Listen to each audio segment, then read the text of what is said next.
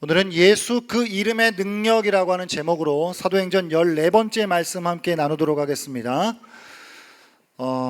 누가는 이제 사도들을 통하여서 많은 기적과 표적이 나타났다라고 사도행전 2장 43절에서 말씀하고 있어요. 실제로 수많은 기적과 이사들이 나타났을 것입니다. 그러나 그 중에 한 가지 사건을 오늘 누가는 이 3장에 기록해 주고 있습니다.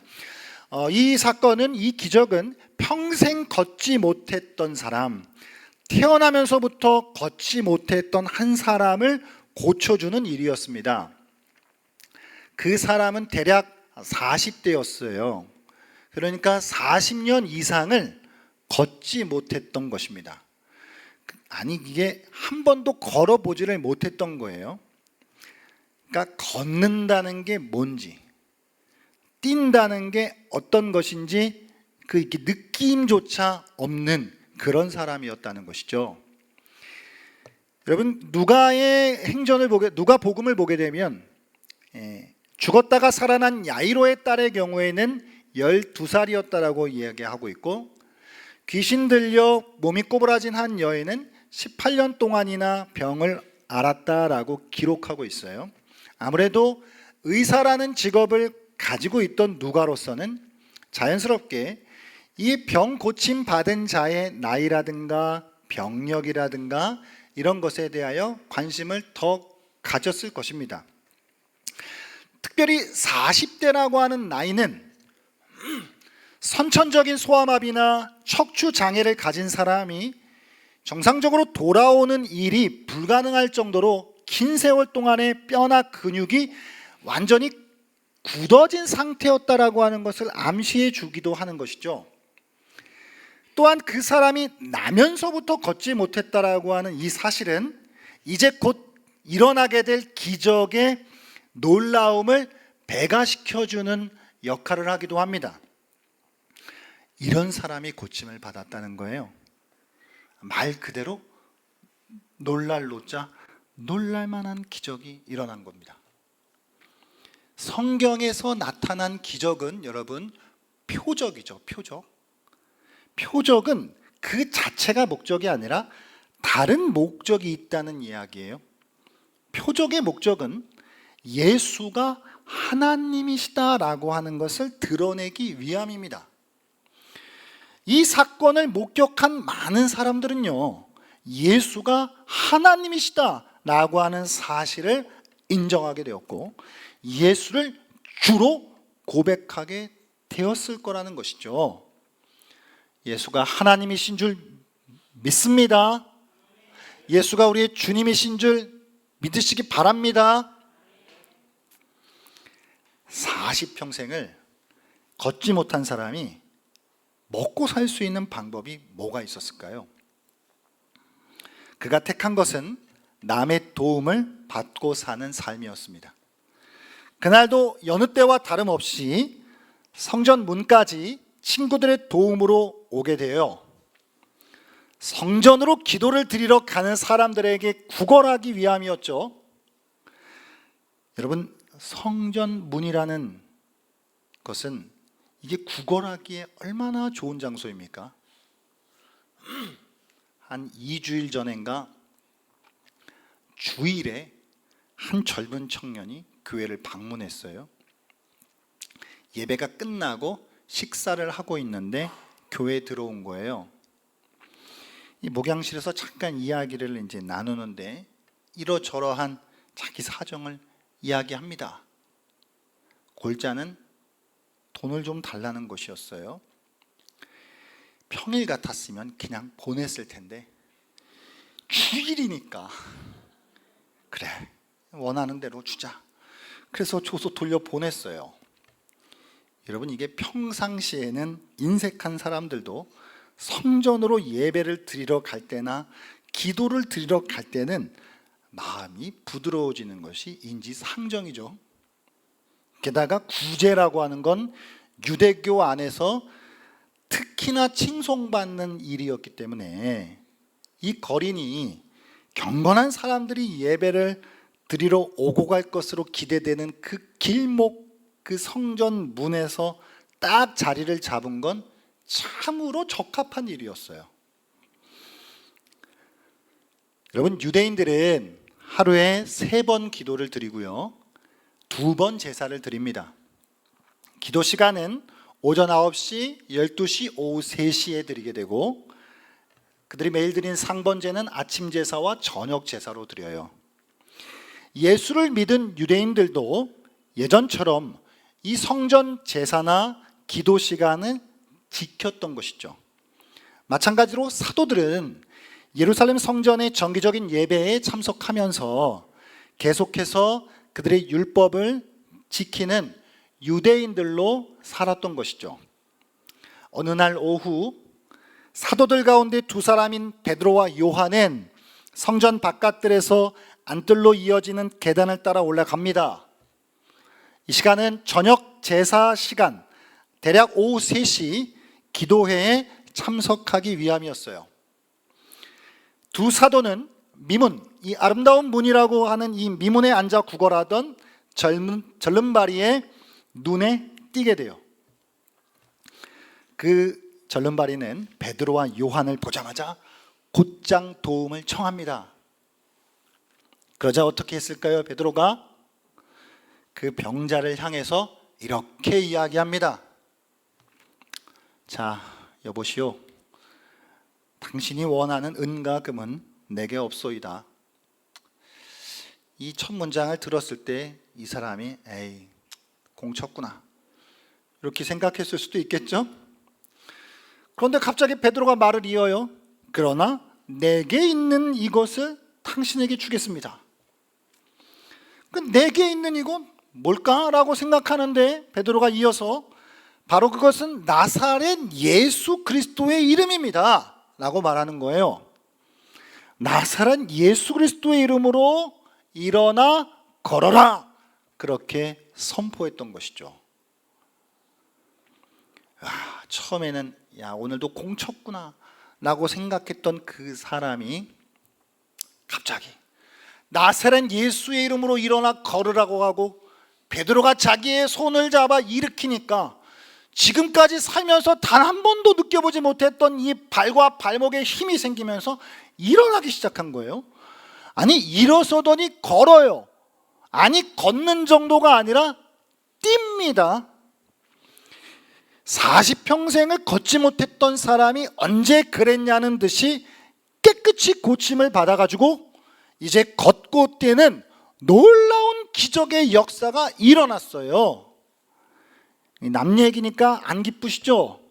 할렐루야. 내일처럼 기뻐해 주십시오. 이제 베드로는 예수님의 이름으로 행하는 거, 예수님이 행하셨던 것과 동일한 종류의 일을 하고 있다는 걸 보여줘요. 그러니까 이제는 예수의 제자들을 통하여서 예수님께서 하셨던 그 사역이 이어지고 있구나 라고 하는 것을 보여주더라는 거예요. 자, 이 사건을 옆에서 지켜보던 많은 이들이 그 절름발이가, 안진뱅이가 걷는 거를 보고 그가 갑자기 뛰면서 하나님을 찬송하는 것을 보니까 얼마나 놀랐겠어요.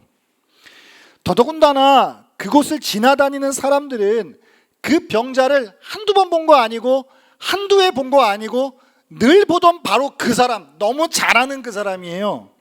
근데 그 사람이 완전히 달라진 모습, 눈앞에 펼쳐진 이 놀라운 현실이 이게 그저 정말 놀랍기만 했을 뿐이겠죠. 예수의 이름은 이런 능력이 있는 것입니다.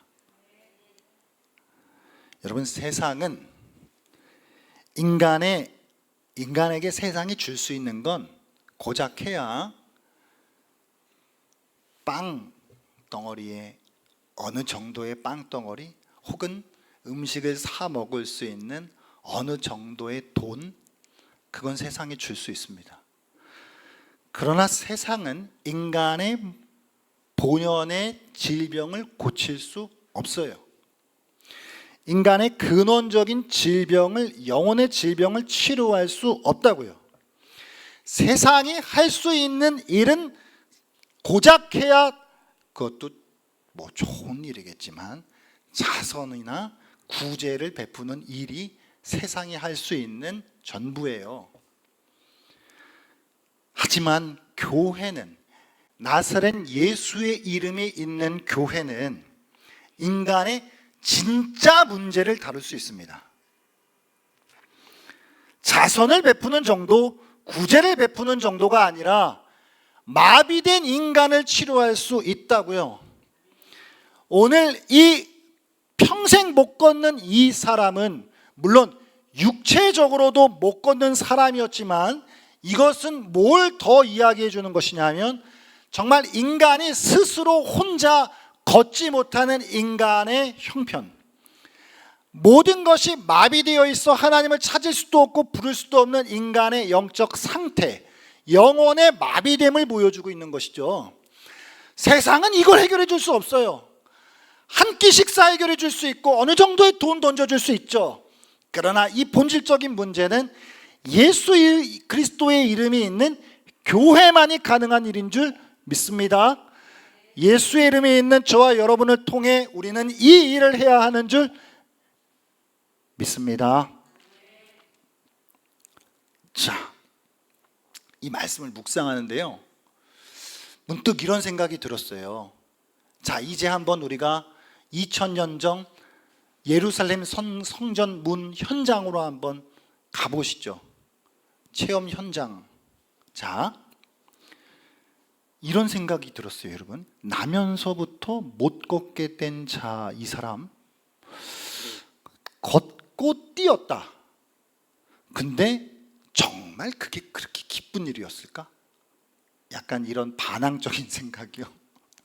자, 42년 이상을 못 걸어왔어요. 그럼 이 사람은 뭐가 익숙해요? 구걸하고 빌어먹고 사는 게 익숙해요. 걷는다는 것, 남들처럼 일상을 살아간다라고 하는 게 뭔지 감이 없었을 거예요. 평생 동안 남의 도움을 통해 구걸해서 먹고 살던 삶이었을 텐데, 이제는 상황이 완전히 바뀌었어요. 완전히 변해버린 삶의 정황을 받아들이는 데 있어서 이 마음의 벽에 부딪힘이 없었을까요? 이제 어떻게 살지? 혹시라도 이제는 완전히 모든 것이 새로워진 삶을 어떻게 살아가야 할지에 대한 막막함 같은 것이 있지 않았을까요? 그냥 단지 걷고 뛰는 것이 전부였다면 그게 정말 그렇게 기뻐할 만한 일이었을까요? 사람이라는 게 그렇잖아요. 사람은 좋든 나쁘든 익숙한 걸 찾는 관성이 있잖아요.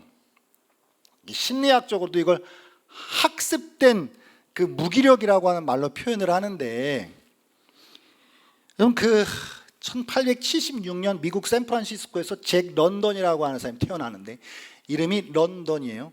근데 미국 사람이에요. 감사합니다. 런던은 어린 시절 지독히도 불행한 시간을 보냈어요. 사생아로 태어나 가난과 폭력에 찌들어 살았죠.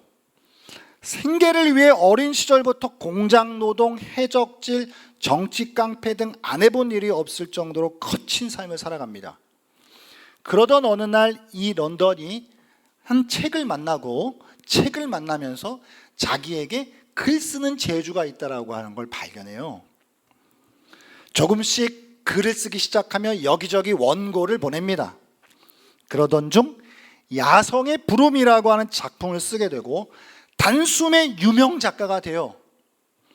출간된 책이 세계 각국어로 번역되어 600만 부 이상 판매고를 올렸다라고 하니까 이것은 마크 트웨인의 인기와 맞먹는 수준이었다 그래요. 이 성공으로 이 런던이 엄청난 부를 얻습니다. 하지만 런던은 성공한 삶을 있는 그대로 영위하지 못해요. 사치와 허세로 부를 탕진하고 결국 알코올 중독에 빠지게 됩니다. 육체는 병들고 정신은 피폐해져요. 결국 40살이라고 하는 젊은 나이에 건강을 위해 사용하던 모르핀 과다 복용으로 안타까운 죽음을 맞이하게 돼요. 혹자들은 아마도 자살을 했을 것이다라고 이렇게 이야기하기도 해요. 그러니까 어린 시절 불행하게 살았어요. 늘 그런 비참한 삶을 살았던 것이 너무 익숙하니까 하루아침 자기가 성공한 삶을 살아간다라고 하는 것이 익숙하지 않은 거죠. 그러니까 익숙한 건 옛날 삶이에요. 그게 불행했던 좋았던 안 좋았던. 이렇게 사람은 이게 학습된 무기력에 빠지기도 한다는 거예요. 그러니까 피할 수 없거나 극복할 수 없는 환경에 반복적으로 노출된 경험이 학습이 된다는 거죠. 그래서 실제로 이제는 거기서부터 벗어날 수 있고 극복할 수 있는 상황을 도리어 회피한다는 거예요. 그리고 극복하지 않으려고 그냥 자포자기한다는 거예요. 잭 런던의 삶이 꼭 그랬어요. 사실 여러분 멀리 갈 필요도 없이 우리가 성경을 들여다보면 출애굽기 백성들이 어땠죠? 아니 400년 이상 노예살이를 하던 거기서 건져줬더니 가나안 땅으로 가는 그 길에서 조금 고생스러우니까 어떻게 해요? 원망과 불평을 하더니 나 다시 애굽 할래요. 나 다시 애굽 들어갈래요 라고 하잖아요. 그러니까 인간은 이게 좋은 거든 나쁜 거든 자기가 익숙한 삶이 편하다고요. 그런 측면에서 보면 이 40년 이상을 못 걷던 이 사람, 남한테 빌어먹고 살던 이 사람이 갑자기 하루아침에 걷고 뛰었는데 정말 그게 그렇게 기뻤을까냐는 질문이거든요. 그런데도 왜 성경은 이토록 1차적으로만 이 사람의 기쁨을 묘사하고 있냐 말이에요. 기뻐 미치게 막 날뛰는 거잖아요 지금 막. 그럼 도대체 이 사람의 기쁨은 이유가 뭐냐는 거예요. 단지 걸었기 때문에, 단지 뛰었기 때문에, 이제는 안 빌어먹고 살아도 되기 때문에 그게 이유였을까요? 제가 이 본문을 묵상을 하는데 그 힌트를 4절에서 얻었어요. 오늘 4절 본문 한번 보겠습니다. 4절 같이 한번 읽을까요? 시작. 베드로가 요한과 더불어 주목하여 이르되 우리를 보라 하니. 아멘.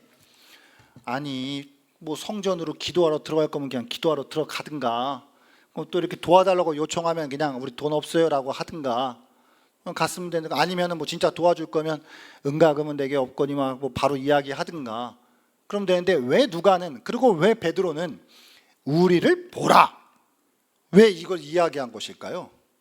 왜 보라 그런 걸까요? 뭘 보긴 왜 봐요? 뭐 잘생겨서 봐요? 여러분 베드로랑 요한이 볼품이 있었을까요? 제 생각에는 이 고기 잡던 이 사람들이 이렇게 뭐 멋있지는 않았을 것 같아요. 그리고 뭐 예수님 만난 이후로 뭐 부활의 예수님 이후에 이 사람들이 사도를 감당하면서도 뭐 그렇게 멋지지는 않았을 것 같아요. 왜 보라 그랬을까? 이런 이유가 있지 않았을까요? 자 이보시오. 고개를 아마 푹 수그르고 있었겠지 그 사람이요. 한 푼만 줍시오 하고 있었겠죠. 그럼 좀 눈을 들어서 날 좀 바라보시오. 우리를 좀 바라보시오. 당신 앞에 서 있는 우리를 보세요 라고 하는 이야기는, 자 어때요? 그 뒤에는 가로치고 당신이나 나나 달라요? 같아요? 같죠? 다른 게 있으면 당신은 못 걷는 거고 나는 걷는다는 것밖에 차이가 없어요. 자 보세요. 우리도 그렇게 뭐 이렇게 겉으로 화려한 사람들 아니고 대단히 성공한 사람들 아니고 당신이나 나나 우리나 똑같은 사람들이니까 우리를 좀 보세요 이렇게 하지 않았을까요? 그런데 차이가 있어요. 자 겉으로 볼 땐 앉아있는 당신이나 서있는 우리나 비슷하지만 다른 게 있어요. 그 다른 걸 내가 이야기하려고 그래요. 당신한테 없는 거. 당신도 은가금 없고 나도 은가금 없는 것 같거든요. 그런데 우리는 다른 게 있어요. 그게 뭘까요? 나사렛 예수의 이름을 가지고 있다고요. 여러분 이 절름발이가 단지 기뻐했던 이유는 단순히 걷고 뛰는 삶 때문이 아니었던 것이죠. 먹을 것이 보장되는 안정된 삶이 아니었어요. 이 사람이 기뻐했던 이유, 그것은 베드로와 요한에게 있는 그것이 자기에게 주어진다라고 하는 걸 알게 되었기 때문에, 단지 걸어서 뛰어서가 아니라 저 나랑 별반 차이도 없는 저 베드로와 요한, 저 사람들이 저렇게 당당하게 외치는 그거를 나한테 주는 것이구나. 이건 모든 걸 초월하는 영원한 거예요. 예수 그리스도의 이름은 모든 것입니다. 예수 그리스도의 이름을 가진 자는 누구든지 모든 것을 가진 자가 되어요. 믿으십니까? 그가 어부이든 세리든 평생 못 걷던 사람이든 누구든 상관없어요. 예수 그리스도의 이름은 능력이에요. 무한한 능력이에요. 구제와 자선을 넘어선 인생의 전적 타락과 무능함을 구원하는 능력입니다. 마비되어 걸을 수 없는 인생을 그 마비로부터 풀어주는 게 예수의 이름이에요. 사랑하는 여러분, 하나님께서 우리에게 그야말로 이 능력의 이름을 주셨어요. 우리는 나사렛 예수 그리스도의 이름으로 선포하고 기도할 수 있습니다. 다른 무엇보다 우리에게 필요한 것은 바로 이 예수의 이름이에요. 예수의 이름 안에는 인생의 답이 있어요. 이제 우리 모두 이 이름의 권세와 능력 가운데 살아갈 수 있는 것입니다. 믿으십니까? 정말 믿으신 거죠? 그럼 어떻게 해야 돼요? 우리에게 있는 예수의 이름을 선포하고 예수의 이름으로 기도해야죠. 아니 애당초 그냥 안 믿으실 거면 그냥 믿지 마시고, 믿을 거면은, 예수의 이름을 정말 믿을 거면은, 그게 우리에게 하나님이 그 이름을 주셨다라고 한다면 우리는 예수의 이름으로 선포하고 예수의 이름으로 기도해야 하는 것입니다. 그 이름이 능력이에요. 유대 문화권에서는 이름은 그 사람의 존재와 능력을 말해주는 거예요. 그래서 성경에는 수많은 하나님의 이름이 다양하게 표현되는 것이 하나님 안에 있는 성품과 능력을 나타내주기 위하여 다양하게 표현이 되는 것이거든요. 그럼 나사렛 예수의 이름은 그게 바로 우리에게 모든 것이 되고 마비된 우리의 인생을 풀어주는 능력이 된다는 것이죠. 이 예수의 이름으로 기도할 때 2000년 전 성전문에서 일어난 이 놀라운 기적과 같은 역사가 저와 여러분의 삶 가운데 나타날 줄 믿습니다. 여러분, 조지 뮬러 아시죠? 5만 번의 기도 응답받은 사람. 그가 쓴 자서전에 보면 이런 일화가 나와요. 그가 이렇게 이야기합니다. 어느 날 아침 고아원을 운영하고 있었던 것이죠. 우리는 아침 식사를 위한 음식이 조금도 없었다. 아무런 가능성도 보이지 않았습니다. 그래서 나는 아이들을 모아서 식탁에 앉혔습니다. 마치 아침 식사를 시작할 것처럼, 그리고 하나님께서 음식을 주신 것에 감사를 드리며 예수의 이름으로 기도했습니다. 기도를 마친 후 아직 음식을 놓지도 않았는데, 놓을 음식도 없었는데 문을 두드리는 소리가 들렸습니다. 그곳엔 제빵사가 서 있었습니다. 그리고 그가 이렇게 말했습니다. 어젯밤 도무지 잠을 이루지 못했습니다. 하나님께서 내 마음 가운데 고아들을 위해 빵을 구워야 한다는 마음을 주셔서 새벽 내내 빵을 구워다 이렇게 신선한 빵을 가지고 왔습니다 라고 말하더라는 거예요. 이게 남 일이니까 이게 좀 안 기쁘신 것 같은데, 우리는 그 제빵사에게 감사하며 빵을 받았고, 이제 음식을 먹을 준비를 하려던 찰나 또다시 문 두드리는 소리가 들렸습니다. 이번에는 우유 배달부였습니다. 그리고 그는 이렇게 말했습니다. 제 마차가 고아원 바로 앞에서 고장이 나는 바람에 배달을 가지 못해 우유가 상할 것 같아요.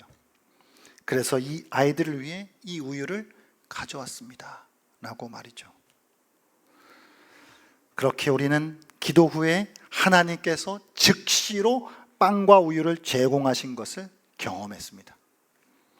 이 사건은 제가 겪은 여러 기적 중 하나에 불과합니다. 사랑하는 여러분, 모든 것의 모든 것 되시는 나사렛 예수의 이름을 가진 자로서 저와 여러분은 어떻게 살아야 할까요? 나사렛 예수의 이름이 선포될 때, 그 이름으로 기도할 때 우리의 막힌 것들이 풀어질 줄 믿습니다. 막힌 재정이 풀어지고, 막힌 관계가 풀어지고, 마비된 육체가 고쳐지는 역사가 일어날 줄 믿습니다. 더 그러길 정말 원합니다. 그러나 무엇보다도 가장 중요한 우리의 영혼의 마비됨이 다 풀어지고 하나님과의 관계가 회복되어 그 이름 안에서 자유함을 누리기를 진심으로 소원합니다. 존귀한 예수의 이름을 가진 자들로서 마땅히 살아갑시다. 그 이름으로 마음껏 선포하고 마음껏 기도하며 살아갑시다. 옛날에 누가 그런 말 하잖아요. 통장에 엄청난 돈 가지고 있는데 거지같이 살다 죽었던 사람 이야기. 꼭 우리 같잖아요. 나사렛 예수 그리스도의 이름을 우리에게 주셨는데 어찌 우리는 이렇게 늘 막혀서 마비가 되어서 살아가고 있는 것일까요?